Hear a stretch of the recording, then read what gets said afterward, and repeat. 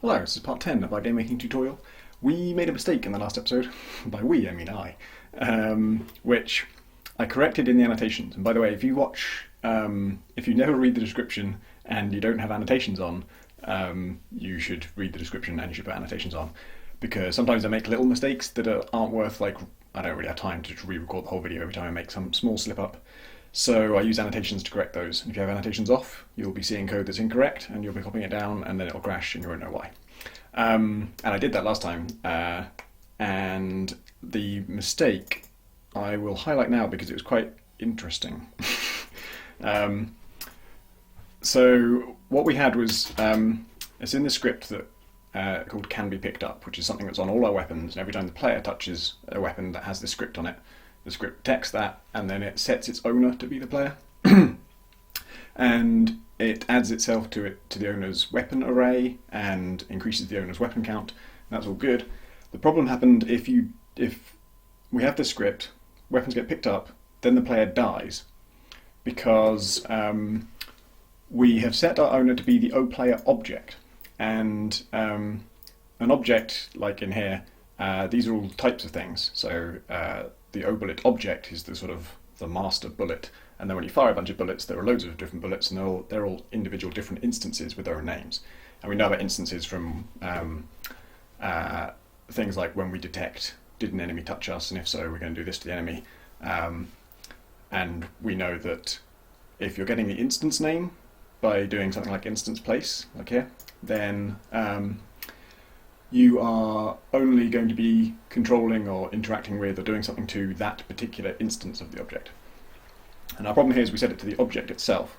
So there's only one player, so GameMaker says, okay, well, you must mean the one that exists. In fact, it would do it to, so we're saying owner equals OPlayer, and there's only one of them, but still it's not going to set it to the instance ID of the player, it's going to set it to the object ID.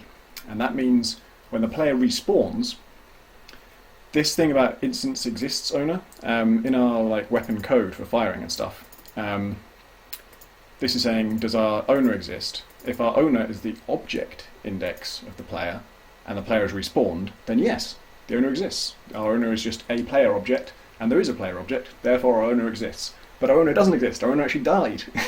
And the new player doesn't have any record of owning any weapons. So when we then get to this bit where we say, hey, let's look up in our owner's weapon array the selected weapon and see if that's us, it says, what? I don't have any weapon array, nothing's ever set my weapon array, because you never picked up a weapon.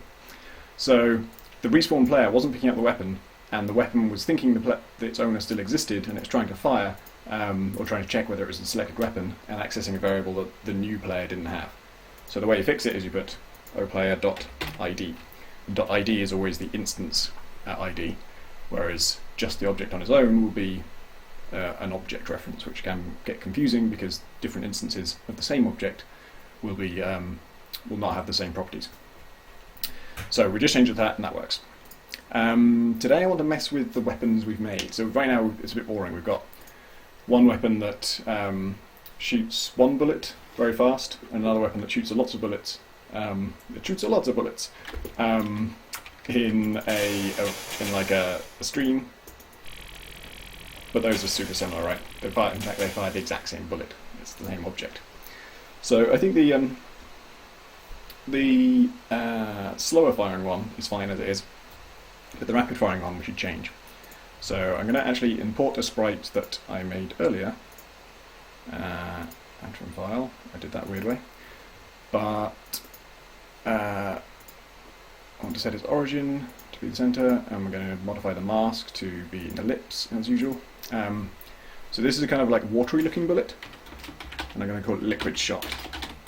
So I want this to be like a hose. That's what it keeps reminding me of when you're spraying out loads of bullets in a sort of big stream. It looks like it almost could be liquid. So we're going to make it look a bit more like liquid. And that means creating a new bullet type. So create a new object, call it O liquid shot, and give it that spray look. And now we'll go into the machine gun properties.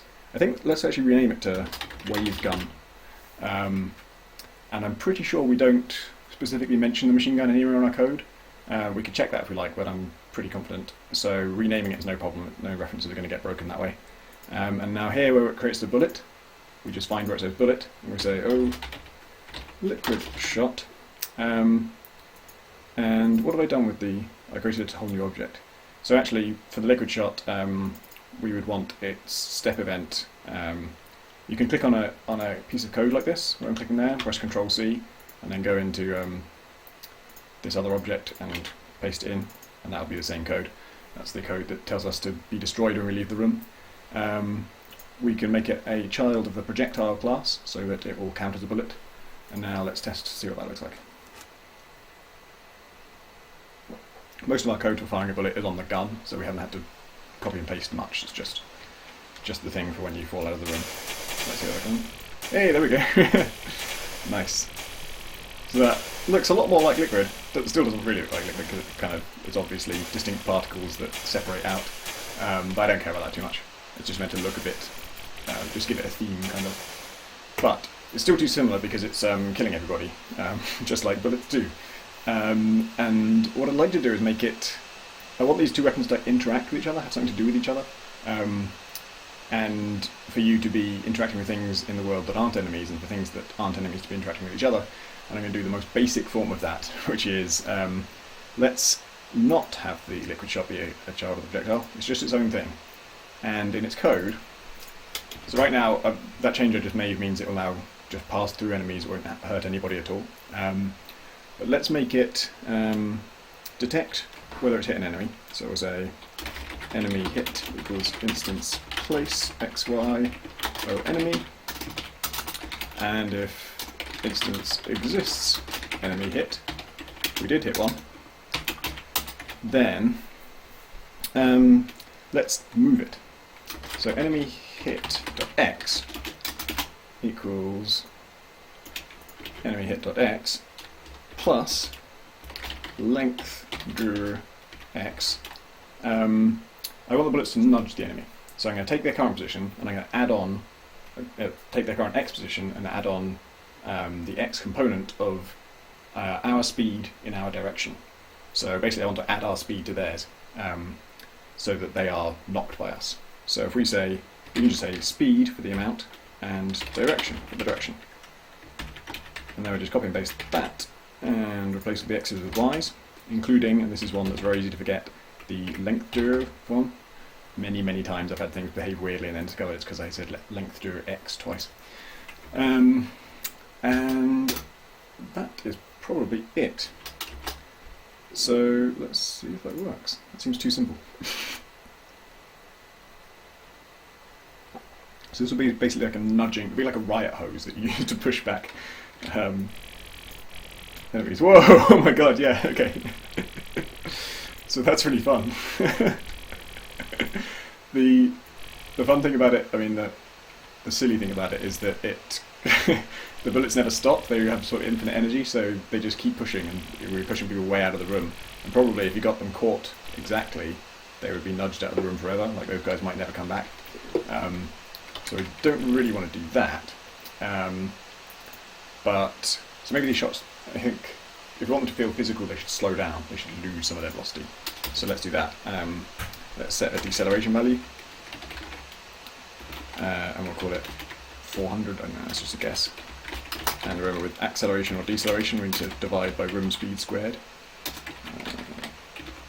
like that. And then our slowdown code will be the same as it is elsewhere. I could write a script for this, but to be honest, it's worth reminding ourselves how it works, and also it's really easy to write. It's just if our speed is greater than our deceleration value, then speed equals speed minus deceleration, and if it's not, then speed equals 0. So if our speed is big enough that we can deduct that 400 whatever from it, and it will still be positive, it will still be travelling, then do that. And if our speed is so low that that would take us past 0 or to 0, then we just make it 0. And so now let's slow down when we fire them, hopefully.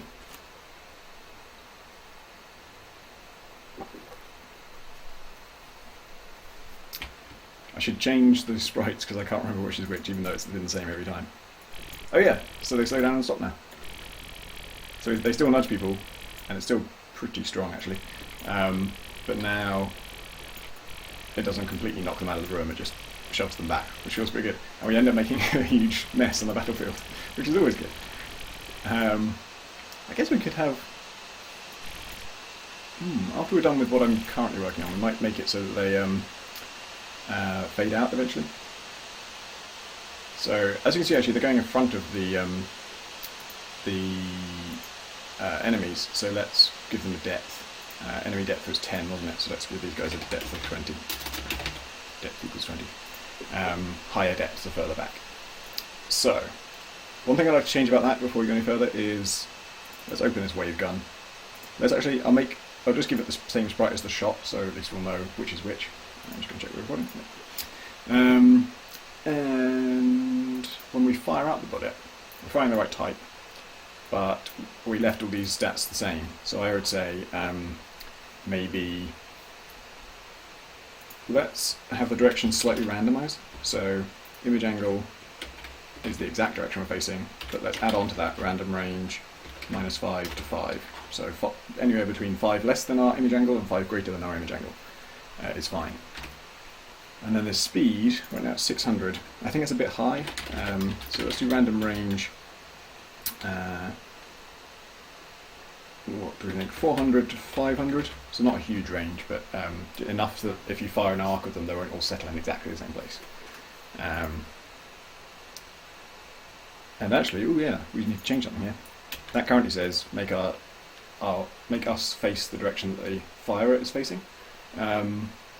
But now that we are not firing in that exact direction, we should have our image angle match our direction instead. In fact, its own direction, not ours, because this code is running on the weapon, not the bullet. So we need to specify that we mean the bullet's direction. And kick, I think we'll get rid of the kick. We'll leave the kick for the other gun, because that's the kind of slow-firing, powerful one. And this one no longer hurts anybody, so it is forceful, I guess, but it'll be nicer to use without a kick, I think. So now, yeah, it'll spray out in its own way. And it'll go behind enemies now. Tried to fire without picking it up. Oh wow, okay, that's probably too low speed, isn't it?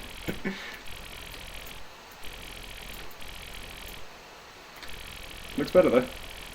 I like the way it kind of creates these arrays of stuff. Okay, so we'll increase that to... it was 600 before, I thought that was too high. Maybe I'm wrong. Maybe we'll make it... If we made it 500 to 700, that's quite a big range, that might look interesting. But it's not that useful now, but I want these two weapons to interact. So I want to make it so that once all this liquid is lying down on the ground, if you then switch back to the other weapon and shoot the liquid will explode, and each little bit of it will have its own explosion. So let's create an explosion sprite. I'll make it... Oh my god. No, sorry. I'll just call it S-Explosion. I was trying to type in the size because I was thinking about how big it needs to be. And I reckon it needs to be 128 by 128-ish. And we'll just take the biggest possible airbrush, make it white. I suppose we could make it blue, couldn't we? Make it bluish. It's like tinge of blue. And it's going to look something like that. We'll crop that. And then, can we stretch the whole thing? Yeah. Okay, that's about the right size and shape. We'll modify the mask and make sure it's an ellipse. Set the origin to the centre. Say OK to all that. We're going pretty fast, but hopefully that's all stuff you're very familiar with by now. And we'll make an explosion object. And I'll give it the explosion sprite. And we'll make it a projectile, because we want it to damage things. So everything that damages stuff will be a projectile. We could create a new class that's called like damaging things, but we're making a pretty simple game, so we won't need that level of sophistication, I don't think. Now, we want that to be created. So let's do that on the liquid shot thing. When we're going to detect whether we're hit by a projectile. So we're going to say, we actually, in this case, we don't need to know what the ID of the projectile is. We're probably not going to destroy it. Oh, screw it, we'll do it the same way we always do. projectile hit equals instance place XYO projectile. I was thinking we might do a way of doing it where you, if you write place meeting instead of instance place, then it just returns true or false whether you hit one or not. There's no actual advantage to that thing, except that, I mean, in theory it could save one line of, in theory it could save one line of code here, but that's not a thing we care about. God. I shouldn't talk about something else while I'm writing a different thing. If there was a projectile that hit us, then we want to instance create XYO explosion and instance destroy us.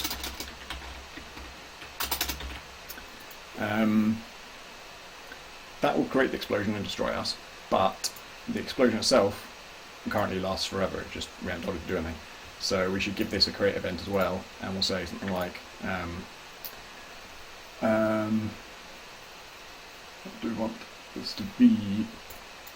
We'll say, why didn't that work? Explosion lifetime equals 0.2 seconds. I'm going to put a capital T on lifetime because, like I say, if there's any doubt about whether something should be 2 words, it always is. And then seconds until we explode. Wait, until we fade. Fade out. Will just equal explosion lifetime initially. And I want to use both these variables in the step event. So actually, just to recap, that says that's how long will an explosion last in seconds, and then we'll have a countdown which we'll call this seconds until we fade out, and we set it to its initial value when we create the thing. So then on the step event we just have to do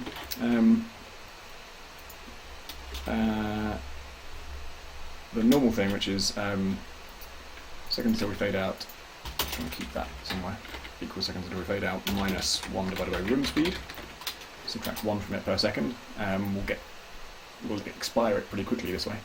And then obviously if seconds until we fade out less than 0, then instance destroy. So why have I got this explosion lifetime thing? Why do we need that? The reason is I'd like to do something else. We don't want them to just appear, stay for 0.2 seconds and then vanish. That'll look weird. So I'd like to have them fade out. And you can have things fade with the variable image alpha. Alpha, I said this before, but alpha is a measure of how opaque something is. So the more transparent it is, the less its alpha value is. So alpha equals 0 means it's totally transparent and you can't see it. Alpha equals 1 is the default, and everything is fully opaque, you can't see through it at all. We want it to be proportional to how much life we have left. So we can do seconds until we fade out divided by explosion lifetime. So when we're first created, our seconds until we fade out variable is equal to our explosion lifetime. So that's something divided by something by the same thing, that's always 1. Once we're just about to die, our seconds until we fade out will be 0, and that will be 0 out of something, which is 0. So that will fade smoothly from 1 to 0 over our lifetime. And is that everything we want? We will die when we fade out, and those things are set in our create event, and we're being created by the shot, so let's give it a go. Oh, we should give it a sound effect, but let's see if it's working at all first.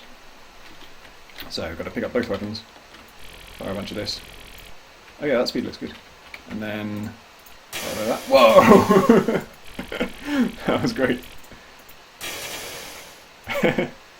And you can get a sort of like staggered chain reaction. Fade out looks alright. I wouldn't have known that it was blue at all. It looks like white, doesn't fucking hell. So I actually think, man, I really like the spread on that. Fucking hell, it's really powerful.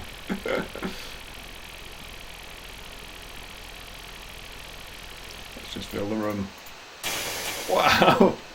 So the only thing wrong with that,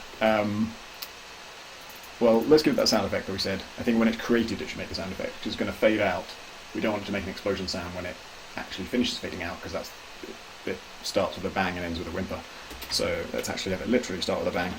Audio play sound a explosion. Nope. Do we have an explosion sound effect? A explode, okay. Priority 1, loops false. Loops fails, I've written. And what was the other thing I was thinking? Oh yeah, it all happens at once, and that wipes out everything instantaneously, which is pretty cool. But I would like it if if you saw the chain reaction kind of spread through the whole array of bits. So I think when a liquid shot is triggered, when it's hit by something, it should have a short delay before it makes the explosion happen, and it can be very short. What did we set the explosion thing to? That's 0.2 seconds. Probably want it to be about that. We could try 0.1 maybe. So in its create event, we'll have seconds until we explode. Always a good variable. We'll make that.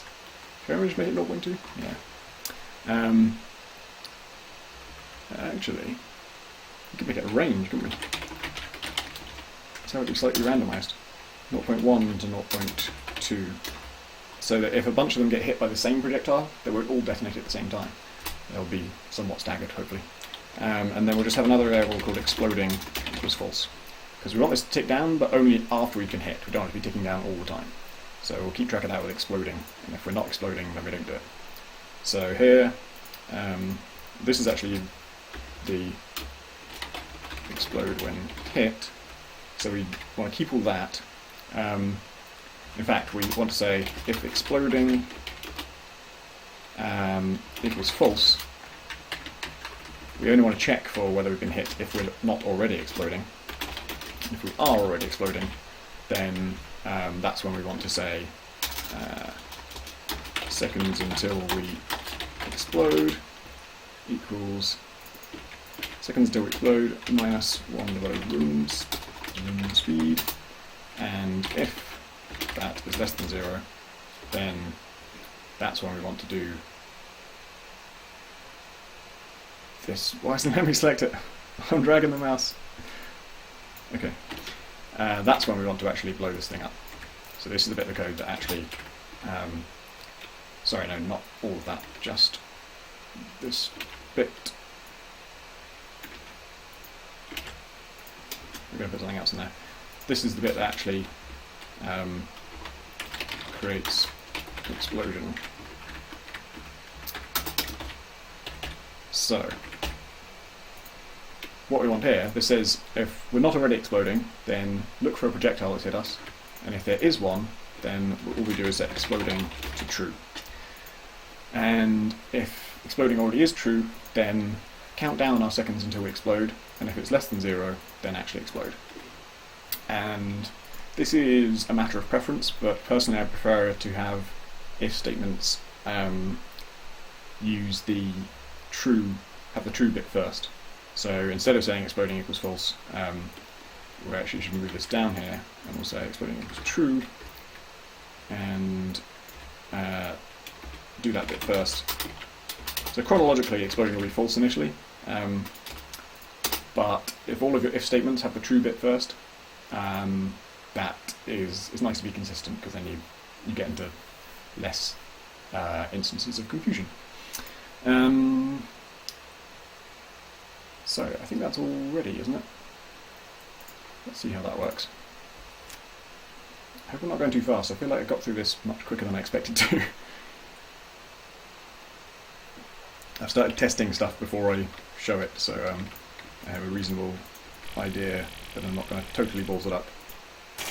Oh yeah, look at that! Fucking hell, that's great. It's like a storm. Okay, we're going to spread a lot of this stuff now.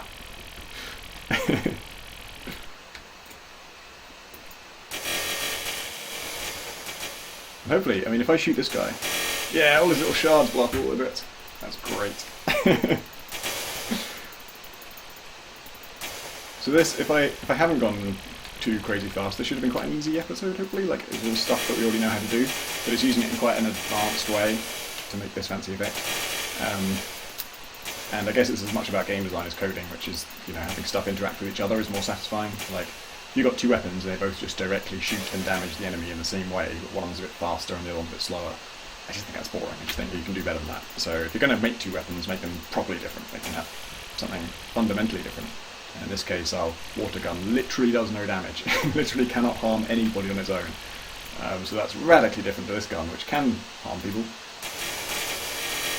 And can trigger the water gun to be much more powerful. So maybe, since that wasn't too long, let's see if we can make the liquid shot expand and go a bit transparent, like fade out eventually. So it already slows down. I think we don't want it to fade out until it's slowed down, I think. Because we want it to kind of lie on the floor and then gradually seep out. So it'll actually only fade out if speed equals 0. And in that case, what do we want? We want it... we should keep track of how long... I guess we just need like a seconds until fade out variable again, and then we'll reduce that by 1 over room speed as usual. And we want... I'm just trying to figure out, do we need an initial value as well? Do we need to have that as a separate variable? Because it would like image alpha to be proportional to how close we are to fading out completely. So yeah, I think we do really. And then we'll say, so we'll do it just like we did with the explosion. Image alpha equals seconds until fade out. If we did that, seconds until fade out divided by what do we call it, like puddle lifetime, I don't know. That is wrong, is it? No, it's right. Yeah, it'll be opaque at first and then fade out to nothing, just like the explosion. So that's good. But I'd also like it to grow. So should we have image x scale equals... we want something to get bigger as we get closer to fading out. So we always want it to be at least 1, we don't want it to shrink. I suppose we could have it shrink. I was thinking it would fade out and like get more transparent and bigger. We'll try that and see if it looks bad. Then what I actually want is this. This is the thing that varies from 1 all the way to 0 as it fades out. We want our image x scale. I think I'd like it to double in total. So we want this. Now we want a variable that fades from 0 to 1. So that could just be 1 minus image alpha. So we already know what image alpha does, and this will just be the opposite basically. It will be a value that when image alpha is, when we're just starting to fade out, image alpha will be 1, and this will be 1 plus 1 minus 1, which is 1. So nothing will be the normal scale. And then when image alpha is like, when we're halfway to fading out, this will be a half, and this will be 1 plus 1 minus a half, which is 1.5, which is halfway to doubling. And when this is 0, when image alpha is 0, we're just about to fade out, then this will be 1 plus 1 minus 0, which is 1 plus 1, which is 2. I don't know, I can never tell with math stuff whether it sounds incredibly trivially obvious or hopelessly complicated. Because I know it's quite a common thing that, like, for some people, if you just say a lot of numbers one after the other, they've just lost you. Like, the numbers themselves do something that they make you feel overwhelmed, even when the logic is not actually very elaborate. So I think it doesn't actually matter if you didn't follow all of that. You could experiment with this and try different things, but you will find, I think, if I've got this right, that this will hopefully make it spread out a little bit. So a puddle lifetime should be, have them fade out over maybe a few seconds actually. We'll need to initialize both these values. Right now we just mentioned a bunch of stuff that we've never talked about before. Oh, and we're not destroying it yet, we should destroy it too. Seconds until fade out.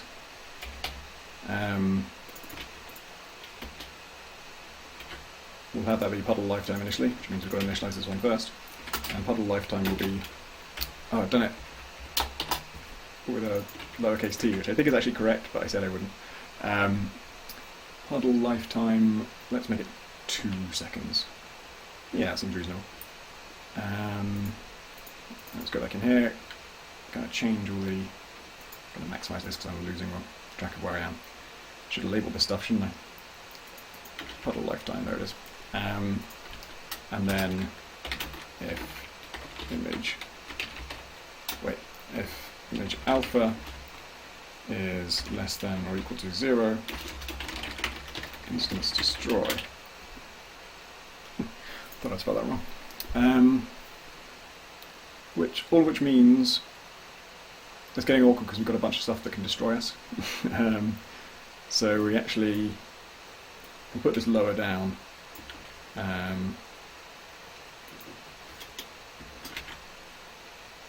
Really, we should be checking instance exists self.id. So we check that we exist before we do this. And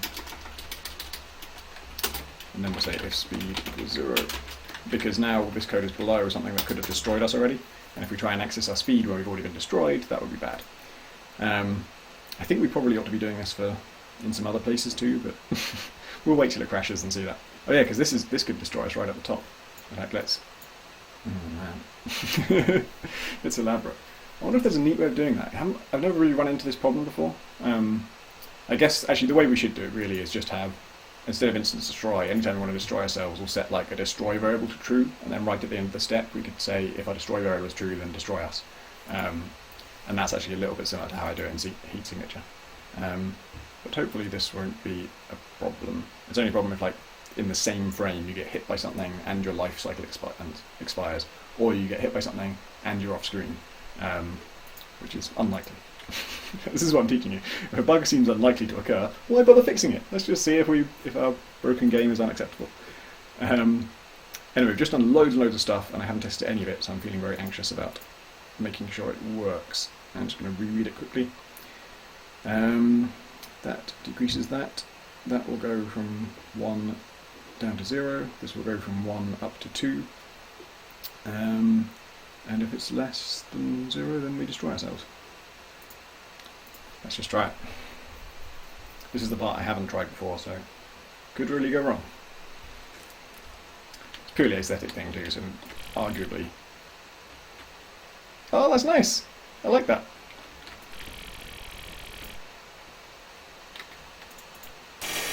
So you can still catch them just as they're fading out, but the ones that are totally faded out obviously don't do anything. Oh man, I really like that. Really nice effect. I think having them expand is the right call rather than having them shrink. And it adds like a little bit more challenge to setting up these chain reactions, because you've got to do it before they fade away. Because it is fucking powerful. It's a really effective weapon. So that's the thing you could balance and tweak. And it'd be cool to like just do a version of this where you have upgradable weapons. So this rate of fire could be something that you have to find like a better sniper gun to get this kind of rate of fire, and maybe you run out of like water, whatever the fuck this is. Like, it's more like jet fuel. Maybe you sort of run out of jet fuel and it takes a while to recharge, and then that could be the thing that's upgradable. Anyway, I think that's probably all we need to do this episode.